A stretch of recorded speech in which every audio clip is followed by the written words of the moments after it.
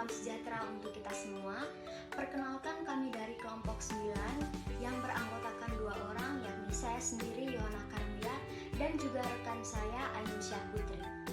Nah, dalam video pembelajaran kali ini kami akan mengajak teman-teman semua untuk bersama-sama menyimak mengenai sistem respirasi pada aves.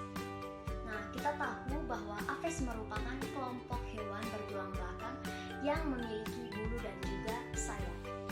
Nah, aves sendiri memiliki ragam jenis. Beberapa di antaranya adalah angsa, kemudian merpati dan juga cendrawasih, dan juga masih banyak spesies-spesies aves lainnya. Nah, teman-teman, pertama kita akan mempelajari tentang apa saja sih alat-alat pernapasan pada aves. Yang pertama adalah lubang hidung, yang kedua trakea, yang ketiga paru-paru, dan yang keempat ada kantung udara. Nah, yang pertama adalah lubang hidung. Lubang hidung terdiri atas 2 bagian. Yang pertama adalah lubang hidung bagian luar yang terdapat pada pangkal parut dan berada di sebelah atas dan berjumlah sepasang. Nah, yang kedua adalah lubang hidung bagian dalam yang terdapat pada langit-langit rongga mulut. Kemudian yang kedua terdapat trakea. Nah, trakea tersusun atas tulang rawan yang berbentuk lingkaran. Nah, trakea ini bercabang menjadi bronkus kanan dan juga kiri.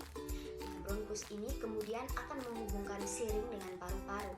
Nah, siring memiliki selaput yang akan bergetar dan menghasilkan bunyi jika udara lewat. Nah, yang ketiga ada paru-paru.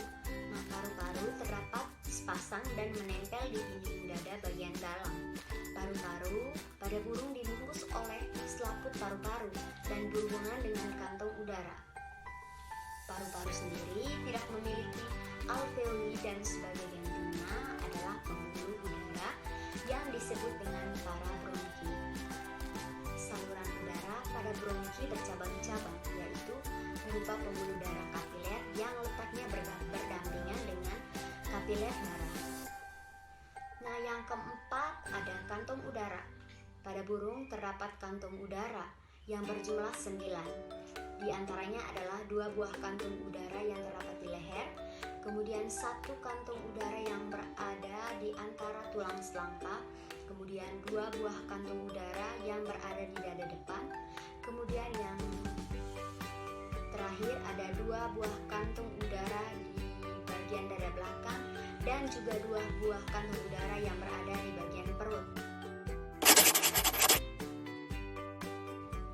Nah, teman-teman, seperti yang kita lihat pada gambar di bawah ini, kantong udara terdapat pada pangkal leher atau biasa disebut dengan cervical, kemudian terdapat pada ruang dada bagian dalam atau biasa disebut dengan thorax anterior, kemudian terdapat pada bagian antar tulang selangka biasa disebut dengan coracoid, kemudian terdapat pada ruang dada bagian belakang yang biasa disebut dengan thorax posterior, kemudian terdapat pada bagian parut atau biasa disebut dengan sacus abdominalis, kemudian terdapat pada katiak yang biasa disebut dengan sacus axillaris. Nah, kantong udara berhubungan dengan paru-paru, kemudian berselaput tipis, tetapi tidak terjadi difusi udara pernapasan. Nah, adanya kantong udara mengakibatkan pernapasan pada burung menjadi lebih efisien. Nah, kantong udara memiliki beberapa fungsi, di antaranya membantu pernapasan.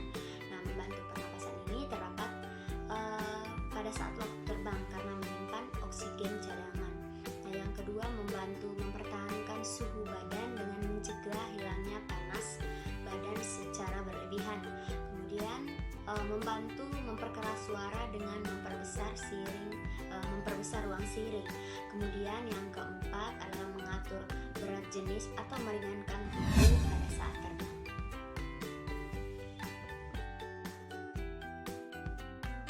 Assalamualaikum warahmatullahi wabarakatuh.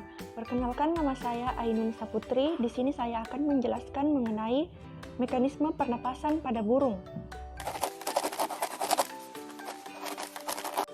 Terdapat beberapa mekanisme pernapasan pada burung yang terdiri atas yang pertama yaitu pada saat istirahat, terdiri atas fase inspirasi.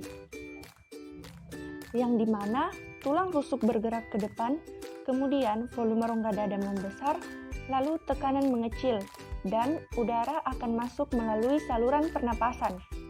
Dan saat inilah sebagian oksigen masuk ke paru-paru dan oksigen berdifusi ke dalam darah kapiler.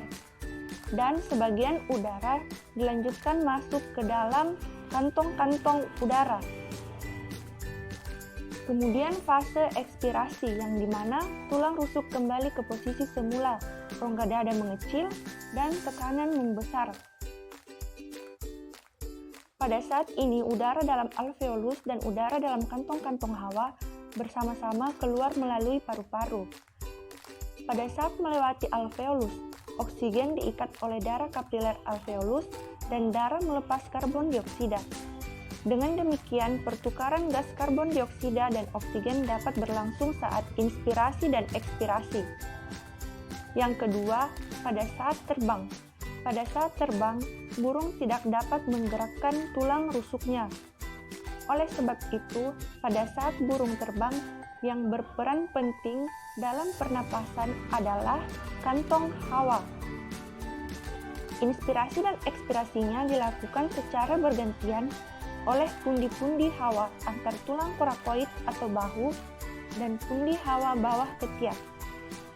Pada fase inspirasi, pada saat sayap diangkat, pundi hawa antar tulang korakoid terjepit, sedangkan pundi hawa ketiak mengembang.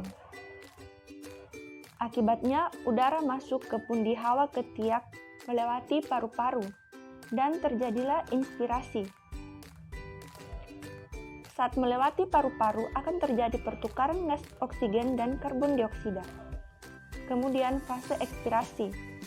Sebaliknya pada saat sayap diturunkan, pundi hawa ketiak terjepit, sedangkan pundi hawa antar tulang korakoid mengembang. Sehingga udara mengalir keluar dari kantong hawa melewati paru-paru. Sehingga terjadilah ekspirasi. Saat melewati paru-paru akan terjadi pertukaran gas oksigen dan karbon dioksida. Dengan cara inilah ekspirasi dan inspirasi udara dalam paru-paru burung saat terbang. Jadi pertukaran gas pada burung saat terbang juga berlangsung saat inspirasi dan ekspirasi. Baik, selanjutnya saya akan menjelaskan mengenai jalur pernapasan pada burung. Yang pertama, udara masuk melalui lubang hidung. Yang kedua, udara diteruskan pada celah tekak pada dasar faring yang berhubungan dengan trakea. Yang ketiga, trakea bercabang dua yaitu bronkus kanan dan bronkus kiri.